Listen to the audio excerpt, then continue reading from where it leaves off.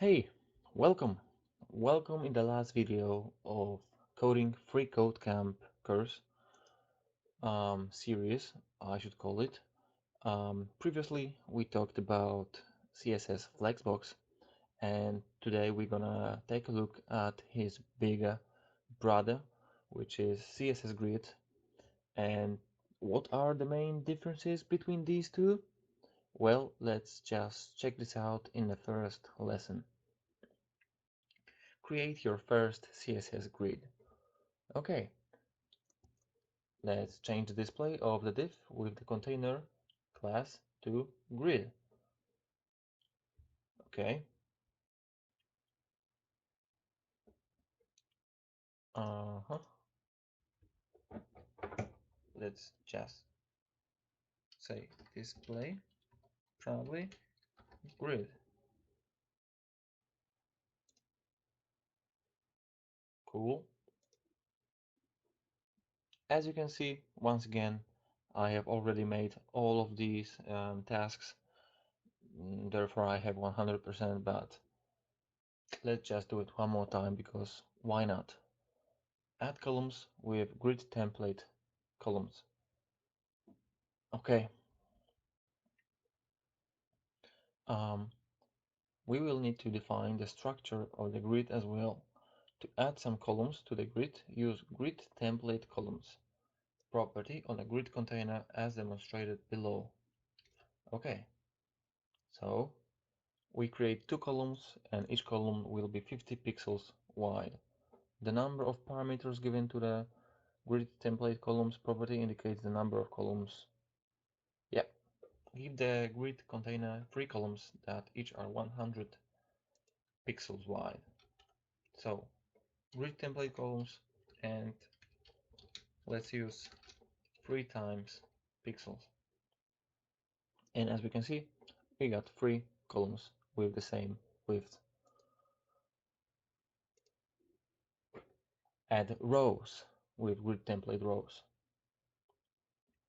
Okay, same story, but we just need to change the last word from columns to rows.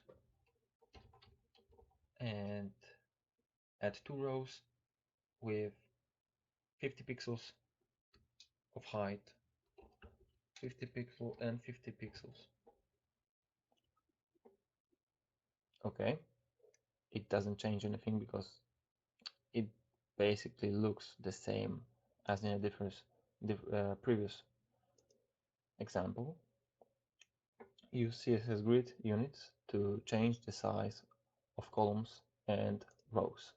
Okay, we can use relative units like pixels and EMs in CSS Grid to define the size of rows and columns. You can also use FR, which stands for fraction, sets the column or row to a fraction of the available space. Auto, which is automatically, and percentages, keeps the code that generates the output in the preview. Auto 50 pixels, 10%, 2 fractions, and 1 fraction. Okay, this snippet creates 5 columns. The first column is as wide as its content. The second column is 50%. The third column is 10% of its container, and for the last columns, the remaining space is divided into 3 sections. Okay, I think it's pretty clear. Make a grid with the 3 columns whose widths are as follows. Okay, so we need to remove that and change it to one fraction, 100 pixel and 2 fraction. Alright, so we got 100 pixel here and we got these elements, which is 2 times wider than the first element. The first element is 2 times smaller than the third element. Let's go. Create a column gapped using grid column gapped. Okay, so this will allow us to make gaps between columns. Give the columns in a grid 20 pixel gap.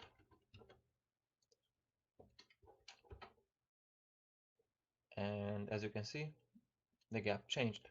If I give it 50 pixels, it will give it 50 pixels. Just like magic. Let's run and let's go. Create a row gap using grid row gap. Okay, same story, but we are now using adding gap between the rows, 5 pixels. You barely cannot see it, but it's there. Okay. Add gaps faster with grid gap. Okay, so we can now use both values in the same attribute. So now let's create grid gap and let's use 10 pixels, and the second value for the columns will be 20 pixels. As you can see, it works. Let's go. Use grid column to control spacing. Okay, so this is something worth mentioning.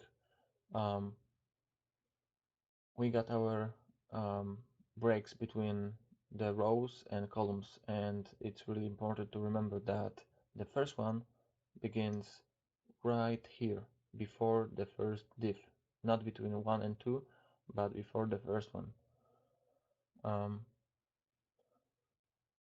Up to this point, all the properties that have been discussed are for grid containers. The grid column property is the first one to use on the grid items themselves. These hypothetical horizontal and vertical lines that create the grid are referred to as lines. These lines are numbers starting with 1 at the top left corner of the grid and move right for columns, down for rows, counting upward. This is what the lines look like for free grid. So we got 4 horizontal lines and 4 vertical lines. To control the amount of columns an item will consume, you can use the grid column property in conjunction with the line numbers you want the item to start to stop at. Here's the example. So this will make an item start at the first vertical line, which is the very beginning of the grid, and span to the third vertical line, consuming 2 columns. These two. Okay. Make the item with the class item5 consume the last 2 columns of the grid. So we're gonna use it grid column, and we need to say 2 and 4 because it will consume the last 2 elements, which start with 2 and ends with 4. Okay, semicolon, and let's go. As you can see, number 5 takes all 2 boxes. Use grid row to control spacing. You define the horizontal lines you want an item to start and stop as using grid row property on the grid item. Make the element with item5 class consume the last 2 rows. Okay. Grid row, the last 2 rows, which is 1, 2, and 1, 2, 3, and 4. Let's test. Yep. Now our element number 5 takes 4 places, for spaces where normal divs would fit in. Align an item horizontally using justify self. Okay. You can align the content's position within its cell horizontally using justify self property on a grid item. By default, the value of stretch, which will make the content fill the whole width of the cell. The CSS Grid property accepts other values, start, center, and the end. Use the justify self property to center the item with the class item2. Okay, so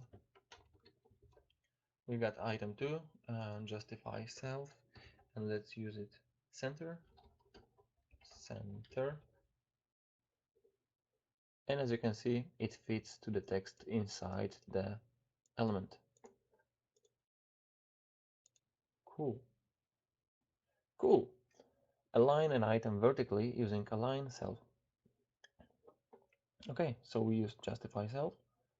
And now for the vertical stabilization or um, alignment, we are going to use align self. Align the item with the class item3 vertically at the end. So we type align self and end. As you can see, it aligns at the bottom of the div.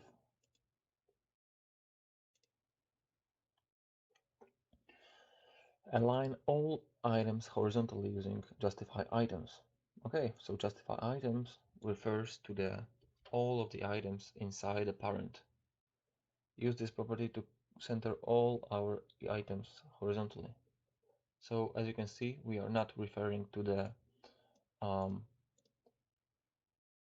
div, specific div, 1, 2, or 3, or 4, but we are just typing it in a container, which is a parent of all of our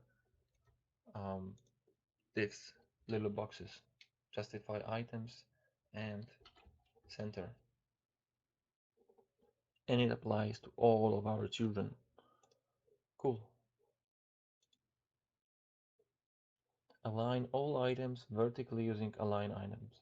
Same story. Align items. Use it now to move all the items to the end of each cell. Okay. And they are at the bottom.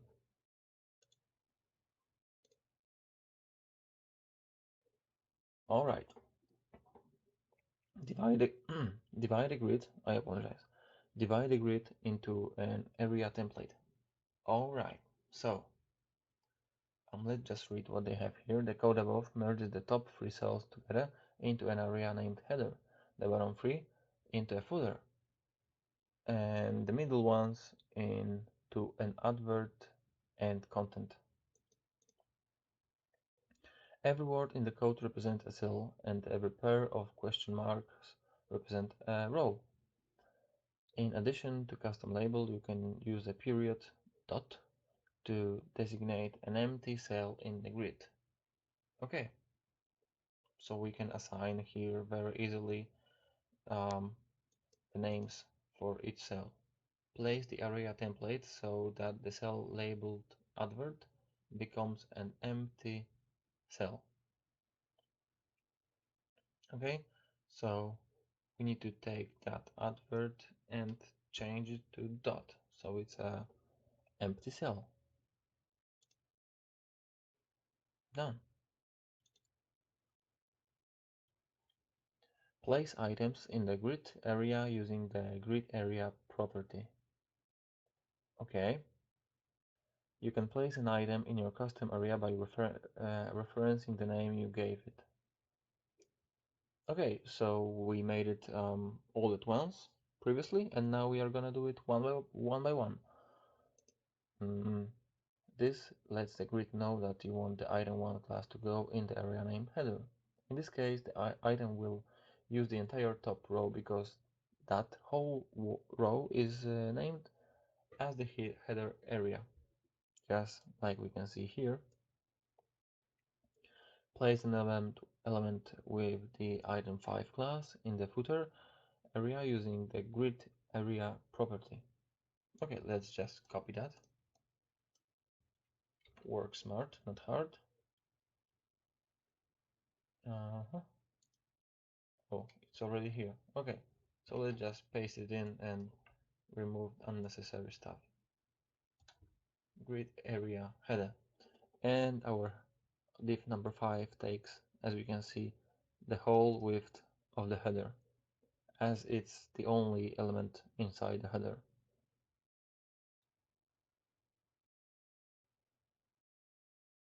Oh, I'm sorry. Okay, it was supposed to be in the footer, like this. Okay, I apologize. We've got already 3 items in the header and our footer.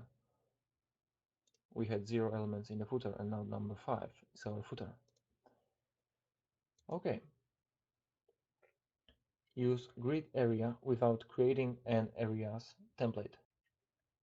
Okay, so now we can create an area, as they say, on the fly, and it can be described like this. So, we can define it as the horizontal line at the start, horizontal line at the end, vertical, wait a minute, horizontal at the start, vertical line to start at, and now horizontal line to end, and vertical line to end at. Okay, so the item in the example will consume the rows between lines 1 and 2, here and here, and the columns between 1 and 4. Using the grid area property, place the elements with item 5 class between the third and fourth horizontal lines and between the first and fourth vertical lines. Okay, so we need grid area and we take third and fourth, and before 4 we need to place first, and after 4 we need to put 4. Let's see. Chaos, of course, I had to mess something up. Yeah, I forgot to use backslashes, backslashes, backslashes. Let's see now. I think it works. Okay, reduce repetitioning using the repeat function. When we use these two functions to define the structure of a grid, you enter the value for each row or column you created. Let's say you want a grid with 100 rows of the same height. We will not write 100 times, so we will use repeat. Okay, this is an example. It creates 100 rows, and each row is 50 pixels tall. You can repeat multiple values with the repeat function and insert the function amongst other values when defining a grid structure.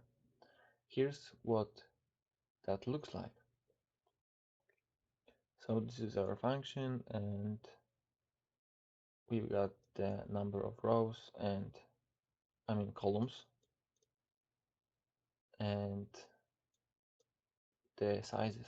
Okay, this translates to okay. Note the first one fraction and 50 pixels is repeated twice, followed by 20 pixels. Okay, use repeat to remove repetition from the grid template columns. Property. Okay, so we are gonna just remove it. We remember that we have 3 times r, so let's say repeat 3 times 1 fraction.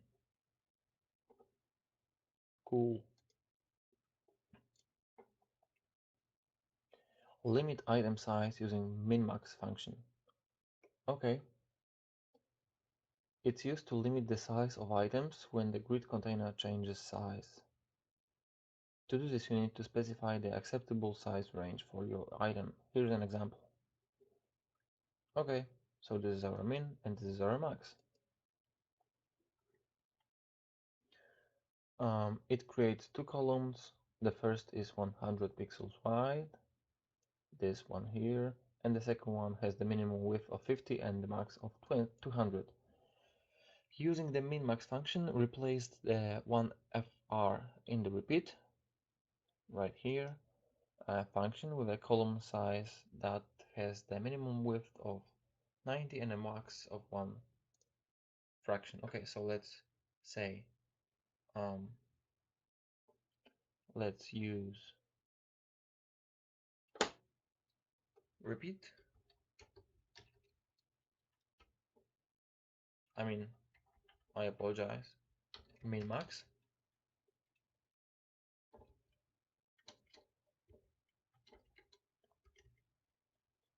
Minimum of 90 pixels and max of one fraction.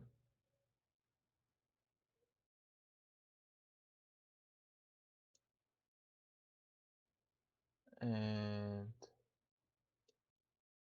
let's check this out, and it works. Cool. Create flexible layouts using Autofill. The repeat function comes with an option called Autofill. This allows you to automatically insert as many rows or columns of your desired size as possible depending on the size of the container. You can create flexible layouts when combining Autofill with MinMax like this. Okay, when the container changes size, this setup keeps inserting 100 pixel columns and stretching them until it can insert another one. Okay. In the first grid, use autofill with the repeat to fill the grid with the columns that have a minimum width of 100 pixels and maximum of one fraction, then resize the preview to see the action. All right. Okay, so let's do it like this. Autofill.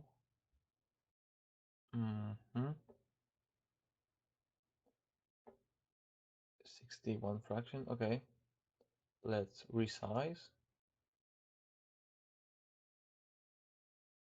And as you can see, as it is less than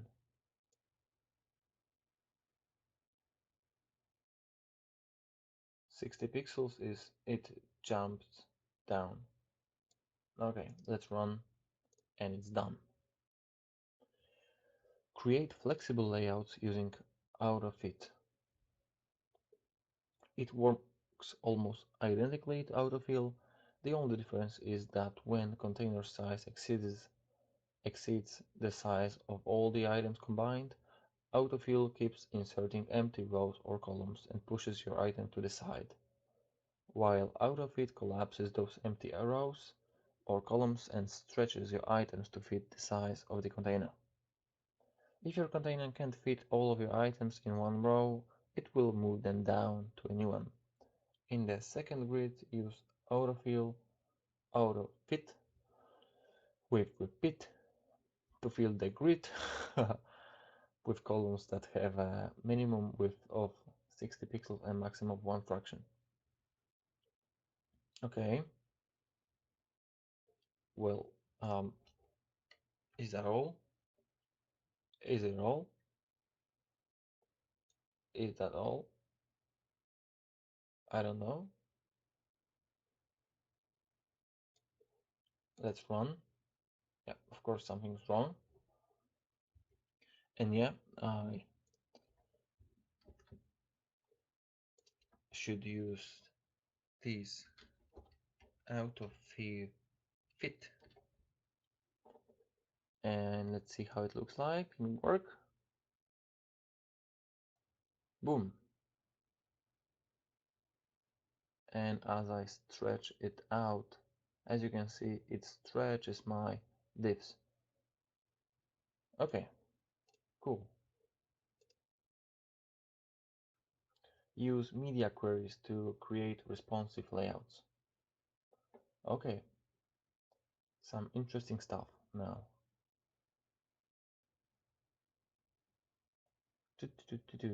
In the preview, when the viewport width is 300 pixels or more, the number of columns changes from 1 to 2. The advertisement area then occupies the left column completely. When the viewport width is 400 pixels or more, make the header area occupy the top row completely and the footer area occupy the bottom row completely. Okay, so we need to create a media query right here, and we need to change the top row into a header, and as you can see it changes, and the bottom row into a footer. So now when the width is 400 pixels, it will be the whole width of the header and the footer. Create grids within grids. Alright, it's getting complicated. Turning an element into a grid only affects the behavior of its direct descendants. So by turning a direct descendant into a grid, you have a grid within a grid. For example, by setting the display and grid template columns properties of the element with the item free class, you create a grid within your grid. Turn the element with the item free class into a grid with two columns with a width of auto, and one fraction using display and grid template columns. So all we need to do is go to item free, use display grid, and then grid template columns, and set it to auto, and the second one to one fraction. And as you can see, this is how it looks like. Complete. Okay, that's it. Hope you found it useful, and I'm gonna do some tutorials later on. Thank you all so much for watching. Feel free to leave your opinion on the course on this topic. Do you use Flexbox? Do you use Grid? Tell me how do you use it. If you find it practical, just share your thoughts. Thank you all for watching, and see you in the next one.